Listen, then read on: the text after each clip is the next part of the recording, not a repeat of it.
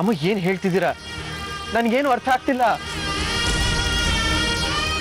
ಮನೋಜ,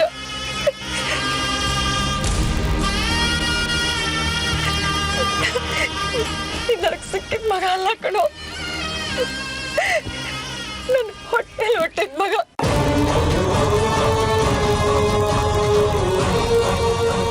ನಾನೇ ಕಣೋ, ನಿನ್ನ ಹೆತ್ತ ತಾಯಿ ನಾನೇ.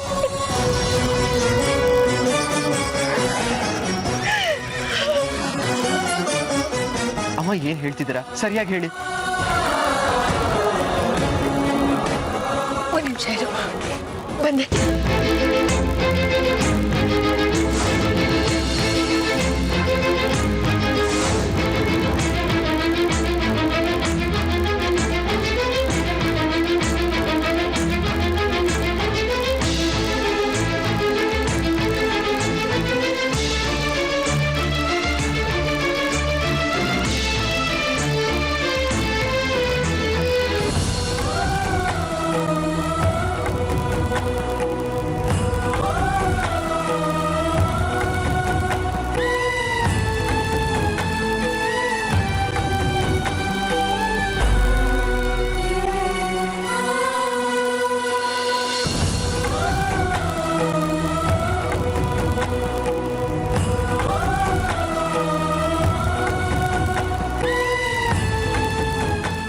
ಮನೋಜ, ನೀನ್ ಮಗು ಆಗಿದ್ದಾಗ ತೆಗ್ಸಿದ್ದು, ಅವಾಗಿಂದ ಜೋಪಾನವಾಗಿಟ್ಟಿದ್ದೀನಿ ನೋಡು.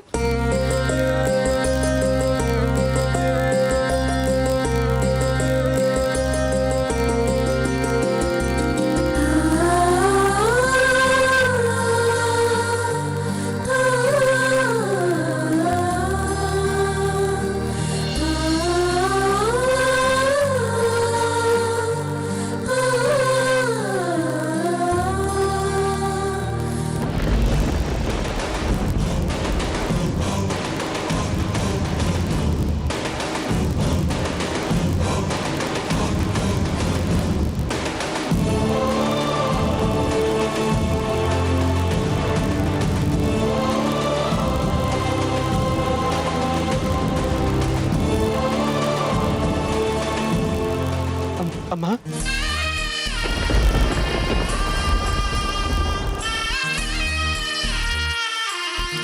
ನೀನ್ ಬರೀ ನನಗ್ ಜೀವ ಕೊಟ್ಟ ತಾಯಿ ಅಂದ್ಕೊಂಡಿದ್ದಮ್ಮ.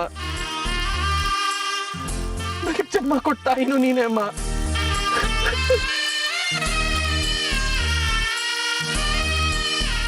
ಎಷ್ಟು ದಿನ ನಿನ್ ಜೊತೆಲಿದ್ರು ಈ ಸತ್ಯ ನನಗೆ ಗೊತ್ತೇ ಆಗ್ಲಿಲ್ವಲ್ಲಮ್ಮ.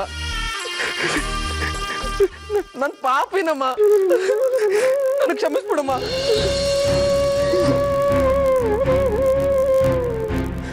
ದೇವರು ನನಗ್ ಮೋಸ ಮಾಡ್ಬಿಟ್ಟ ಅನ್ಕೊಂಡಿದ್ದೆ. ಮೋಸ ಮಾಡ್ಲಿಲ್ಲ ಕಣೋ, ಮೋಸ ಮಾಡ್ಲಿಲ್ಲ. ಕಡೆಗೂ ನನ್ನ ತಪಸ್ಸಿಗೆ ಫಲ ಕೊಟ್ಬಿಟ್ಟ. ಸಾಕು, ಇನ್ನು ಈ ಜೀವನ ನನಗ್ ಸಾಕು. ನೀನ್ ಸಿಕ್ತಿದ್ಯಲ್ಲ ಅಷ್ಟೇ ಸಾಕು.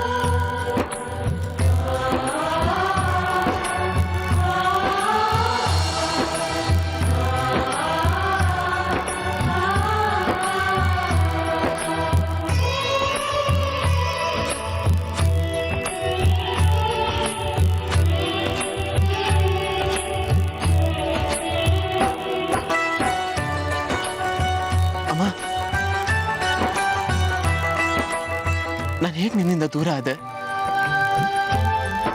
ನಿನ್ ಜೀವನದಲ್ಲಿ ಏನ್ ನಡೀತು? ನಾನು ಅವ್ರಿಗೆ ಹೇಗೆ ಸಿಕ್ತೆ ಹೇಳಮ್ಮ.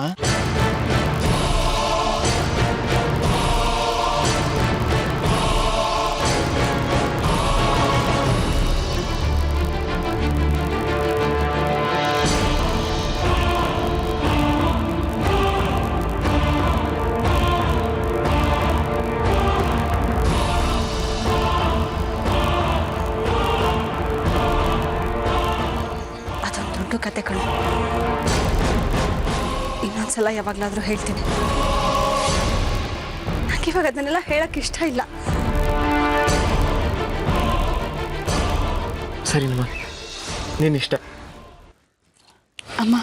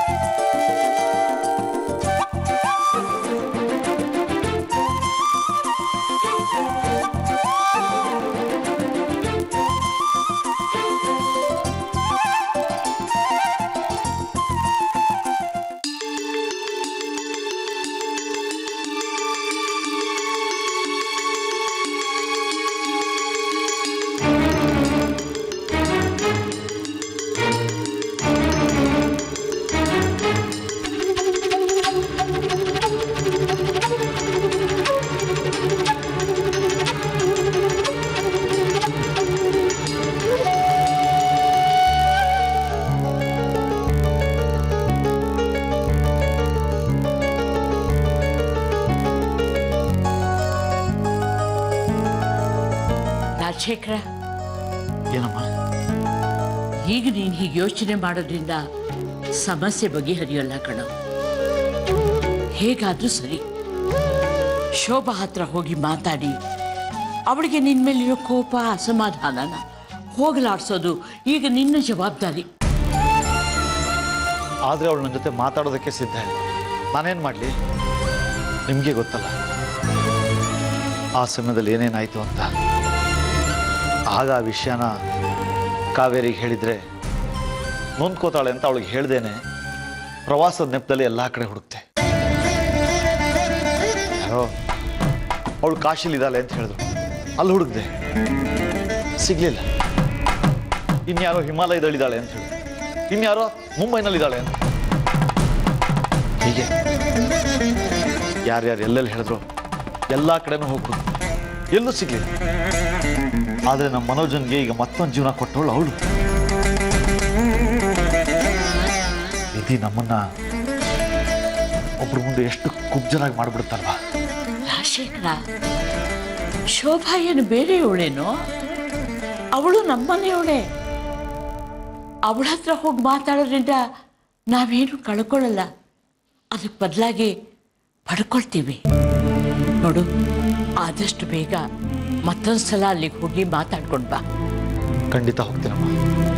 ಆ ದೇವರು ಅದಕ್ಕೆ ಖಂಡಿತ ಅವಕಾಶ ಮಾಡಿಕೊಡ್ತಾನೆ. ಆದರೆ ಒಂದು ವಿಷಯ, ಪರಿಸ್ಥಿತಿ ತಿಳಿಯಾಗೋವರೆಗೂ ಕಾವೇರಿಗೆ ವಿಚಾರ ತಿಳಿಸೋದು ಬೇಡ. ಸರಿನಮ್ಮ.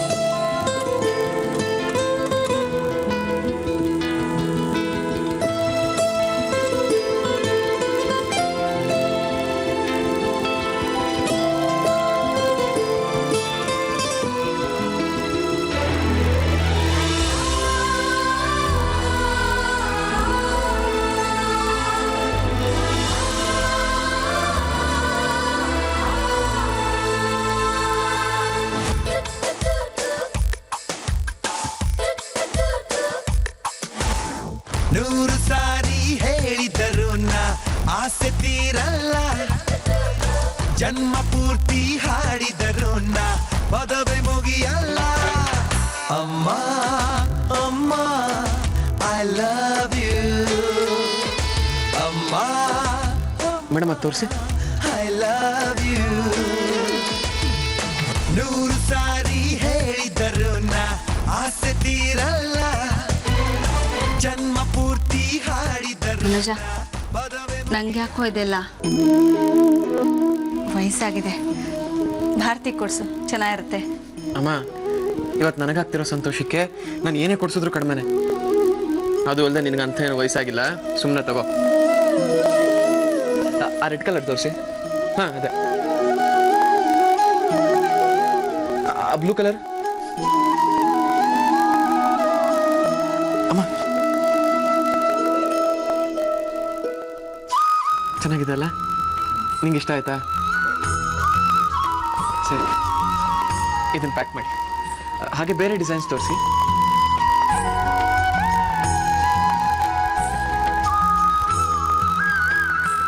ಅಮ್ಮ ಈ ಕಲರ್ ಚೆನ್ನಾಗಿದೆ ಅಲ್ಲ? ಇದು ಒಂದು ತಗೋಣ. ಅಮ್ಮ ನಾನು ಏನು ಹೇಳಿದ್ರು ಬೇಡ ಅನ್ಬಾರ್ದು, ಸುಮ್ಮನೆ ತಗೋಬೇಕು. ಇದು ಒಂದು ಪ್ಯಾಕ್ ಮಾಡಿ. ಬಾ ಹೋಗೋಣ.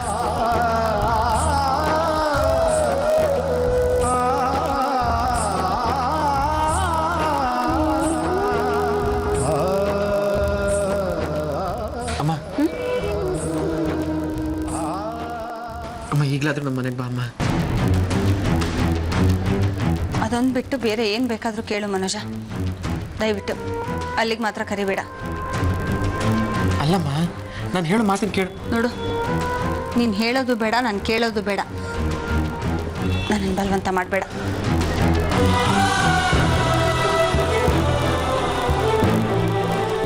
ಸರಿ, ನೀನು ಯಾವಾಗಲೂ ಸಂತೋಷವಾಗಿರಬೇಕು ಅಂದರೆ ನಾನು ಏನು ಮಾಡಬೇಕು ಅಂತ ಹೇಳಿ ನಾನು ಮಾಡ್ತೀನಿ. ನನಗೆ ಆಟ ಆಡೋದಕ್ಕೆ ಆದಷ್ಟು ಬೇಗ ಒಂದು ಮೊಮ್ಮಗನ ಕೊಡು. ಅಮ್ಮ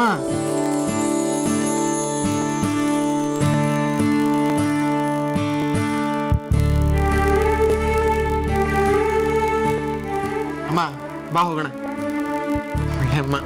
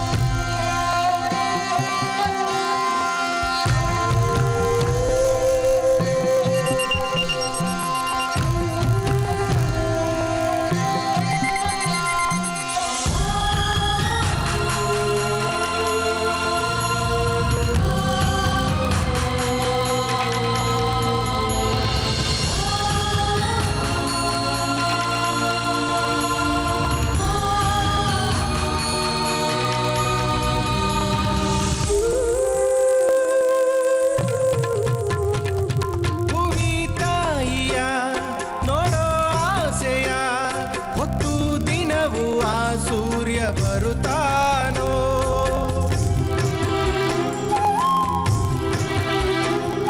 ಸವಿಲಾಲಿಯ ತಾಯಿ ಹೇಳೆಯ ಎಂದು ದರೆಗೆ ಆ ಚಂದ್ರ ಬರುತ್ತಾನೋ. ಕನಿ ಕೇಳದೇನು ಕೇಳಯ್ಯ ನೀನು, ಕನಿ ಕೇಳದೇನು ಕೇಳಯ್ಯ ನೀನು. ಈ ತಾಯಿ ಎದೆ ಕೂಗನು, ಈ ತಾಯಿ ಎದೆ ಕೂಗನು.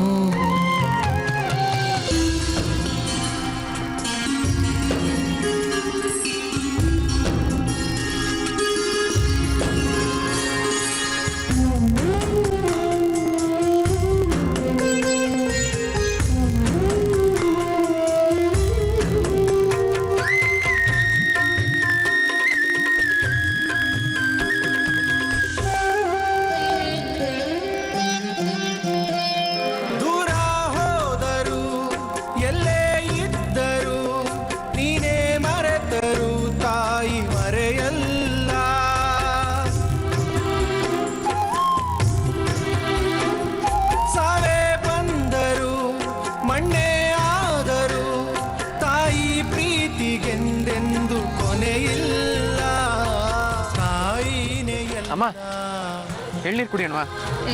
ಬೇಡ ಕಣೋ, ಹೊಟ್ಟೆ ತುಂಬೋಗಿದೆ. ಅಮ್ಮ ಎಳ್ನೀರು ತಂಪು, ಸುಮ್ಮನೆ ಕುಡಿ.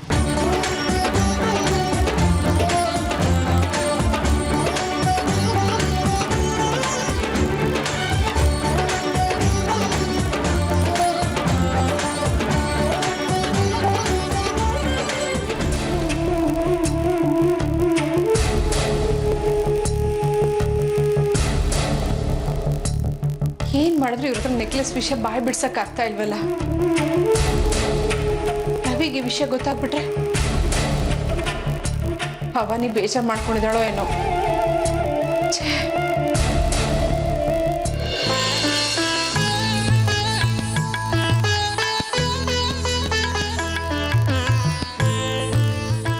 ಅಮ್ಮ ಅಮ್ಮ ಭಾರತಿ, ಮನುಜ,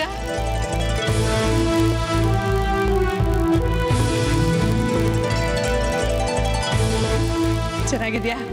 ನಾನು ಚೆನ್ನಾಗಿದ್ದೀನಮ್ಮ. ನೀನು ಹೇಗಿದ್ದೀಯಾ? ಚೆನ್ನಾಗಿದ್ದೀನಿ ಭಾರತಿ. ಮನುಜ, ಚೆನ್ನಾಗಿದ್ಯಾ? ಚೆನ್ನಾಗಿದ್ದೀನಂತೆ. ಕೂತ್ಕೊಳ್ಳಿ, ಕಾಫಿ ತಗೊಂಡ್ಬರ್ತೀನಿ. ಓಹೋ ಅಯ್ಯಂದ್ರು ಸಪತ್ತಿ ಸಮೇತರಾಗಿ ಬಂದ್ಬಿಟ್ಟಿದ್ದೀರಾ. ಹಾಗೆ ನಿನ್ನೆಲ್ಲ ಮಾತಾಡ್ಸ್ಕೊಂಡು ಹೋಗೋಣ ಅಂತ ಬಂದು. ತುಂಬಾ ಸಂತೋಷ. ಹೇಗಿದೆ ದಾಂಪತ್ಯ ಜೀವನ? ಕೆಲಸ ಹೆಂಗ್ ನಡೀತಾ ಇದೆ? ಒಂದೆರಡು ಕಡೆ ಮಾತಾಡ್ಕೊಂಡ್ ಬಂದಿದ್ದೀನಿ. ಮುಂದಿನ ವಾರದಿಂದ ಹೋಗ್ಬೇಕು. ಅಯ್ಯ ನಿನಗೇನ್ ಬಿಡಪ್ಪ, ರಾಜಶೇಖರ್ ರಾಯರ್ ಮಗ, ಯಾರಾದ್ರೂ ಕರೆದು ಕೆಲಸ ಕೊಡ್ತಾರಪ್ಪ. ಮಾವ, ನಮ್ಮ ಅಪ್ಪನ ಹೆಸರಿಂದ ಕೆಲಸ ಗಿಟ್ಟಿಸ್ಕೊಳ್ಳೋ ಆಸೆ ನನಗಿಲ್ಲ. ಅಳಿಮಯ್ಯ, ಹಾಗಾದ್ರೆ ನನ್ನ ತಾಲೂಕು ಆಫೀಸಿಗೆ ಬಂದ್ಬಿಡು. ಇಬ್ರು ಚೆನ್ನಾಗಿ ಕೆಲಸ ಮಾಡ್ಕೊಂಡು ಒಳ್ಳೊಳ್ಳೆ ಡೀಲ್ ಕುದುರಿಸ್ಕೊಂಡು ಒಳ್ಳೆ ಸಂಪಾದನೆ ಮಾಡ್ಬೋದು ಕಣಯ್ಯ. ಅಲ್ಲೇನಜಯ? ಸುಮ್ಮನೆ ರೀ, ನಿಮ್ಮ ತಾಲೂಕು ಆಫೀಸ್ ಬುದ್ಧಿ ನಿಮಗೆ ಇರಲಿ. ತನ್ನ ಜೀವನ ಹೇಗೆ ನೋಡ್ಕೋಬೇಕು ಅಂತ ಮನೋಜಂಗೆ ಚೆನ್ನಾಗಿ ಗೊತ್ತಿದೆ. ಜಯಮಣಿ ಬುದ್ಧಿವಂತ ಹುಡುಗ, ಏನಾದ್ರು ಸ್ವಲ್ಪ ಉದ್ಧಾರ ಆದ್ರೆ ಆಗ್ಲಿ ಅಂತ ಹೇಳಿದೆ. ನಾನು ತಪ್ಪು ಹೇಳದ್ನ? ಮನೋಜ, ನೀನೇ ಹೇಳಪ್ಪ, ನಾನು ಹೇಳಿದ್ರೆ ತಪ್ಪಿದ್ಯಾ? ಅದೆಲ್ಲ ನನಗೆ ಗೊತ್ತಾಗಲ್ಲ ಮಾವ. ಒಟ್ಟಿನಲ್ಲಿ ಭಾರತಿ ಹೇಗೆ ಹೇಳ್ತಾಳೋ ಹಾಗೆ ಮಾಡ್ತೀನಿ.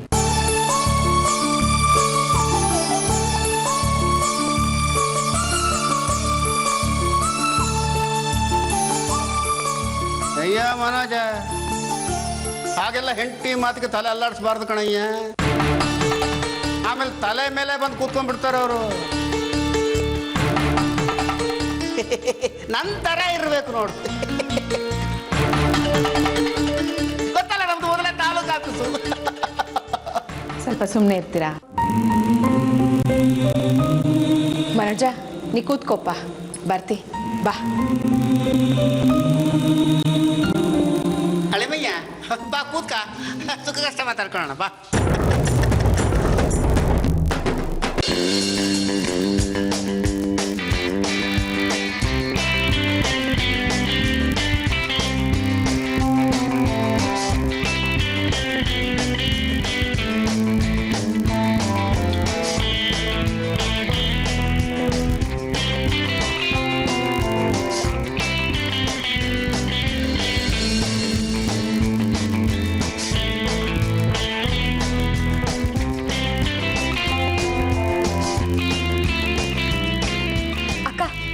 ನೋಡಿ, ಬರೀ 750 ರೂಪಾಯಿ ಅಷ್ಟೇ. ಅವನು 1300 ಕೇಳ್ದ. ನಾನು ಚೌಕಾಸಿ ಮಾಡಿ ಬರೀ 750 ಕೊಟ್ಟೆ. ಚೆನ್ನಾಗಿದ್ಯಾ? ಇದು ಅಷ್ಟೇ 1500 ಅಷ್ಟೇ ಕೊಟ್ಟಿದ್ದು. ಚೆನ್ನಾಗಿದೆ ಅಲ್ವಾ? ಒರಿಜಿನಲ್ ತರನೇ ಇದೆ. ತುಂಬಾ ಚೆನ್ನಾಗಿದೆ. ಇಲ್ಲಿ ನೋಡಿ ಅಕ್ಕ, ಚೆನ್ನಾಗಿದೆ ಅಂದ್ರೆ ಇಬ್ರು ಒಡವೆನ ಗುಟ್ಟಾಗಿ ನೋಡ್ತಿದ್ದೀರಾ? ಅಜ್ಜಿ ಬನ್ನಿ, ನಾನು ಒಂದಷ್ಟು ಒಡವೆಗಳು ತಂದಿದ್ದೀನಿ. ಹೇಗಿದೆ ಅಂತ ಹೇಳಿ. ತುಂಬಾ ಚೆನ್ನಾಗಿದೆ.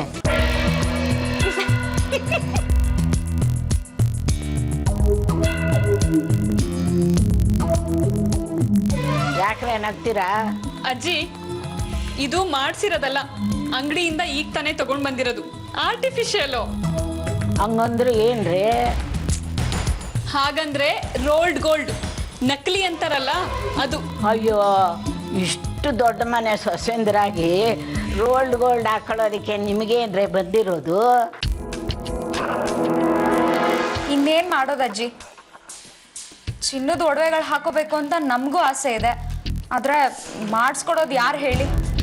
ಯಾರು ಮಾತು ಕೊಡ್ತಾರೆ ಅಂದ್ರೆ ನಿಮ್ಮ ಗಂಡನ ಕೇಳ್ರಿ.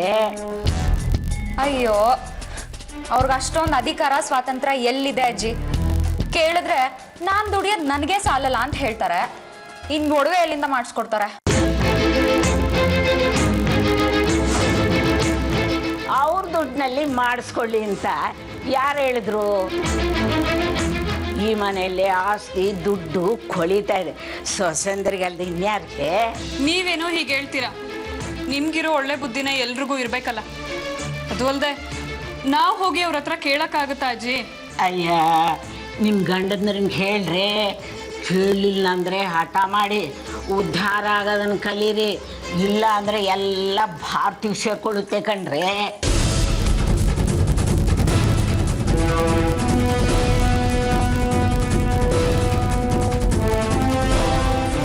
ನಾನು ಹೇಳಿದ್ದು ಅರ್ಥ ಐತೇನ್ರಿ? ತಲೆ ಒಳಗೆ ಹಾಕ್ಕೊಳ್ಳಿ.